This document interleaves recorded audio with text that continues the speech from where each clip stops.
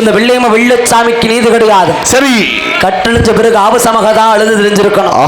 அதனால நம்மள வாழ வச்ச முதல்ல பாண்டுமணியை பார்க்கணும் அல்ல. ஆமா, அவருக்குன்னு இருக்கிற நீதி யாரு? அவருக்குன்னு இருக்கிற ஆளு எங்க? பார்க்கலாம்.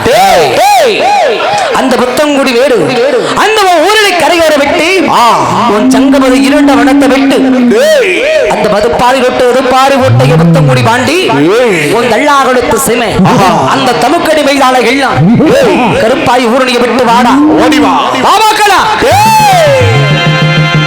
உனக்கிடத்து கிழமா